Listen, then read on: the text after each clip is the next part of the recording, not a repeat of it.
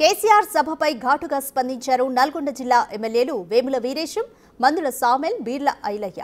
కేసీఆర్ అధికారం కోల్పోయి పిచ్చి పిచ్చి మాటలు మాట్లాడుతున్నారని, మళ్లీ అధికారంలోకి వస్తా అని కలలు కంటున్నారని, అది జరిగే పని కాదని చెప్తున్న నల్గొండ ఎమ్మెల్యేలతో మా ప్రతినిధి రమేష్ ఫేస్ టు ఫేస్. బంగారు తెలంగాణని కాంగ్రెస్ అధికారంలోకి వచ్చి మొత్తం కూడా తెలంగాణని నాశనం చేస్తుందని కూడా నిన్న మాజీ సీఎం కేసీఆర్ సభలో కూడా మాట్లాడడం జరిగింది. మనతో మాట్లాడడానికి నకరికల్ ఎమ్మెల్యే వేముల వీరేశం ఉన్నారు. నిన్న కేసీఆర్ ఎంతో బాధతో దుఃఖం వస్తుంది మొత్తం మీద, ఎందుకంటే 10 ఏళ్ల పాటు ఎంతో అభివృద్ధి చేసినటువంటి తెలంగాణని కాంగ్రెస్ పార్టీ వచ్చి కూడా మొత్తం నామరూపాలు లేకుండా చేస్తుంది, తెలంగాణను కూడా చేస్తున్నారు. ఎందుకు మీరు తెలంగాణను ఆ విధంగా చేస్తున్నారు? తెలంగాణను విధ్వంసం చేసింది కేసీఆర్. తెలంగాణ ప్రజల గోసను మిగిలిచ్చిపోయింది కేసీఆర్. తెలంగాణ రాష్ట్రం కాంగ్రెస్ పార్టీ రాష్ట్రాన్ని ఇచ్చినప్పుడు ఈ రాష్ట్రం మిగులు బడ్జెట్ ఉన్నటువంటి రాష్ట్రం. మిగులు బడ్జెట్ ఉన్న రాష్ట్రాన్ని అప్పులపాలు చేసి ఆగమాగం చేసి వ్యవస్థీకృతమైనటువంటి విధ్వంసం చేసిపోయాడు. రిపేర్ చేసేటువంటి కార్యక్రమాన్ని ఇవాళ కాంగ్రెస్ పార్టీ చేస్తాం. ధ్వంసమైనటువంటి తెలంగాణను పునర్నిర్మాణం చేసి తెలంగాణను అభివృద్ధి పదంలో తీసుకుపోయేటువంటి ఒక గొప్ప ప్రయత్నాన్ని మా ముఖ్యమంత్రి రేవంత్ రెడ్డి గారు, కాంగ్రెస్ పార్టీ, కాంగ్రెస్ ప్రభుత్వం చేస్తాం. దీన్ని చూసిన తర్వాత ముఖ్యమంత్రి గారి పని విధానం, ముఖ్యమంత్రి గారు పనిచేస్తున్న తీరు, ముఖ్యమంత్రి గారి యొక్క విజన్ చూసిన తర్వాత రేపు ఈ రాష్ట్రంలో బీఆర్ఎస్కు కేసీఆర్కు భవిష్యత్తు లేదు అని భావించి ఇలా ఏదో ఒకటి చెప్పి, ఏదో ఒక మాయమాటలు చెప్పి, ఏదో ఒక వాదన తీసుకొచ్చేసి మళ్ళీ ఏదో ఒక రకమైన సెంటిమెంటల్ క్రియేట్ చేసి ఇంకా బీఆర్ఎస్ను జనంలో ఉంచాలనేటువంటి ఒక ప్రయత్నం చేస్తుంది తప్ప ప్రజలు బీఆర్ఎస్ని, కేసీఆర్ని విశ్వసించే పరిస్థితిలో లేరు. కానీ మీరేమో అలా అంటున్నారు, కానీ ఖచ్చితంగా మళ్ళీ పోరాటానికి సిద్ధమవుతున్నావు. కేవలం 2.5 సంవత్సరాలే, 2.5 సంవత్సరాల్లో మళ్ళీ వచ్చేది బీఆర్ఎస్ పార్టీ. అంతా కూడా కొంతమంది పోలీసులపై కూడా, అధికారులపై కూడా మొత్తం అంతా బుక్లో రాసి పెట్టుకుంటాం, ఎవరు కూడా కార్యకర్తలను ఇబ్బంది పెట్టొద్దని కూడా చెప్తున్నారు. అట్లా రాయదలుచుకుంటే గడిచిన 10 సంవత్సరాల్లో కేసీఆర్ ప్రభుత్వంలో లక్షల సార్లు రాయాలి. ఇవాళ ప్రజాస్వామ్యం గురించి, పోలీసు వ్యవస్థ గురించి మాట్లాడే నైతిక అర్హత కేసీఆర్కి లేదు.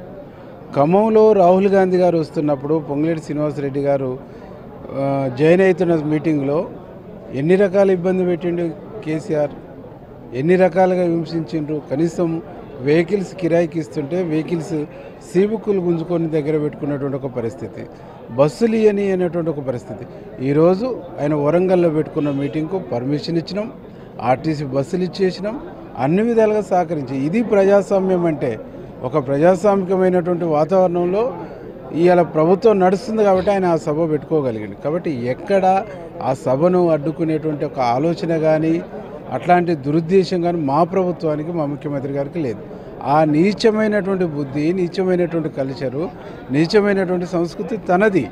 కాబట్టి తన సంస్కృతిని అందరికి ఆపాదించేటువంటి ఒక ప్రయత్నం చేస్తూ ఉండే తప్ప తను మాట్లాడుతున్నటువంటి దాంట్లో సత్యం లేదు, వాస్తవం. నిజంగా పోరాడుతూ ఉద్యమిస్తుంది. ఈసారి 2 సార్లు 3 సార్లు ప్రభుత్వం లేకున్నా మా నాయకుడు రాహుల్ గాంధీ గారు ఇలా కొట్లాడుతుండు పార్లమెంట్లో, ప్రజల పక్షాన ఉన్నాడు. నువ్వెక్కడున్నావు? నువ్వు ఓడిపోగానే పోయి ఫామ్ హౌస్లో పడినావు. నువ్వు ఏడ కొట్లాడినావు? కొట్లాడలేదు కదా. కాబట్టి కొట్లాడే నేచర్ నీది కాదు, కొట్లాడే నైతిక అర్హత నీకు లేదు. చెప్పండి, ఏంటి టీఆర్ఎస్లో జోష్ కనపడుతుంది, మీకేమన్నా భయం అనిపిస్తుందా? ఏమనిపిస్తుంది? నీ టీఆర్ఎస్ ఎక్కడ పోయింది చెప్పాలి. బీఆర్ఎస్ అంటే ఏంది, టీఆర్ఎస్ అంటే అది చెప్పాలి.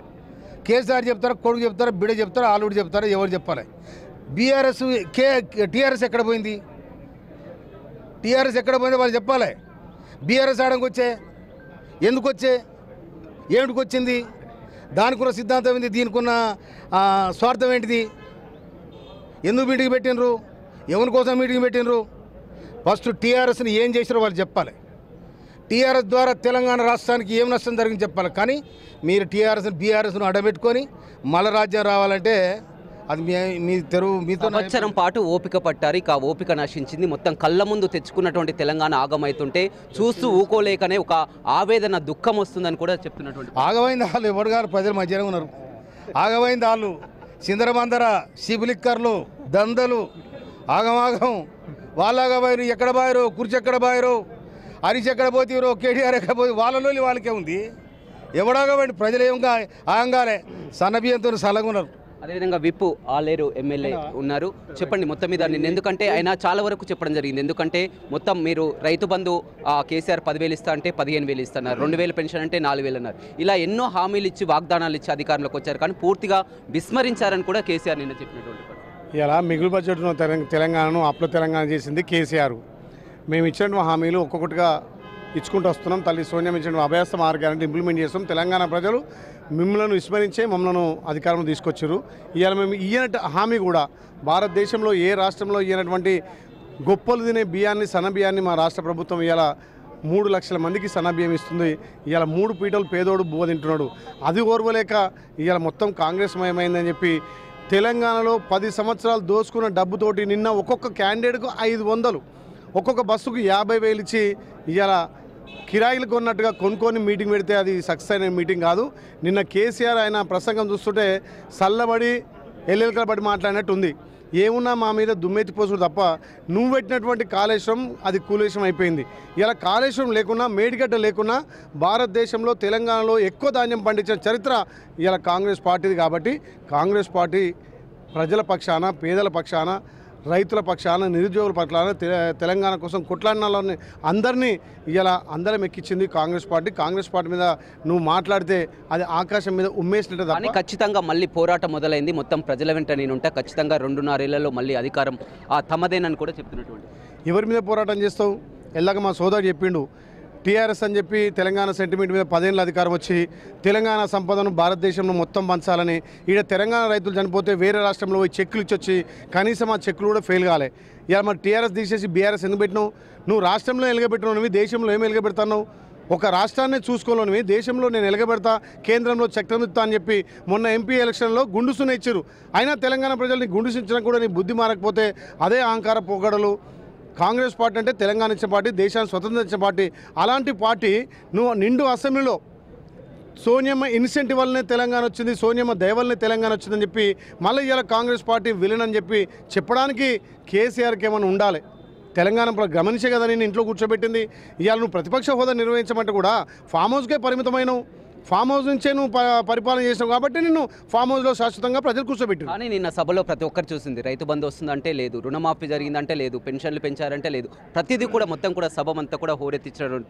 గతంలో మేమంతా కూడా చెరువులు పూడికలు తీసినటువంటి జేసీబీలు ఏమైనా హైడ్రాను ఉపయోగించి కూడా పేదల ఇళ్లను కూల్చుతున్నారన్నటువంటి వ్యాఖ్యలు కూడా. తెలంగాణ వచ్చినాక బాగుపడ్డదా నలుగురే ఆ టీఆర్ఎస్ నాయకులే. కాబట్టి ఏదైతే అక్రమంగా నాళల్లో, చెరువులలో ఆక్రమించుకున్నటువంటి అక్రమ కట్టడాలను కూర్చుతుంది తప్ప ఎక్కడ పేదోళ్ళని కూర్చోలేదు.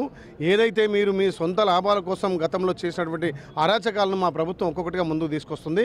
మీరు చేసిన అప్పులు, మీరు చేసిన తప్పుల వల్లే ఇవాళ తెలంగాణ రాష్ట్రం అప్పుల పాలైంది. అయినా కడుపు కట్టుకొని మా గౌరవ ముఖ్యమంత్రి, మా మంత్రులు ఒక్కొక్కటిగా ఇంప్లిమెంట్ చేస్తున్నాం. భారతదేశంలో ఏ రాష్ట్రంలో చేయనటువంటి రుణమాఫీ 25 లక్షల మందికి ఏకకాలంలో 21 కోట్లతో రుణమాఫీ చేసినాం. మేము వచ్చిన కొత్తలోనే రైతు భరోసా ఇచ్చినాం. మొన్న కూడా 4.5 ఎకరాలకు రైతు భరోసా ఇచ్చినాం. మిగతా రైతులకు రైతు భరోసా ఇస్తున్నామని చెప్పి ఆమె ఇస్తున్నాం. ఇవాళ సన్నోట్లకు 500 బోనస్ ఇస్తున్నాం. ఇన్ని సంక్షేమ పథకాలు ఇస్తుంటే మేము ఎలక్షన్లో ఇచ్చిన హామీలు, ఇయ్యనటువంటి హామీలను అమలు పరుస్తుంటే ప్రజలలో మంచి ఆదరణ వస్తుంటే దాన్ని చూసోరలేక 10 ఏళ్ళు దోసుకున్న సంపదతోటి లక్షల కోట్లు, ఒక్కొక్క కాన్స్టిట్యూన్సీ ₹1,00,00,000 ఇచ్చి నువ్వు మీటింగ్ పెడితే సక్సెస్ అనుకుంటున్నావు. అది సక్సెస్ కాదు, మీ వినాశనానికే తప్ప ఎవరు కూడా దాన్ని హర్షిస్తలేరు.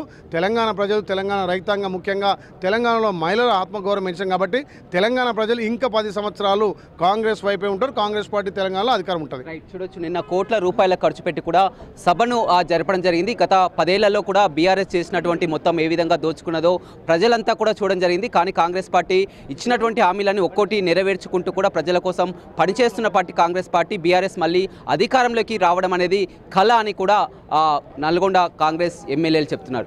రవితో రమేష్, బిగ్ టీవీ, నల్గొండ.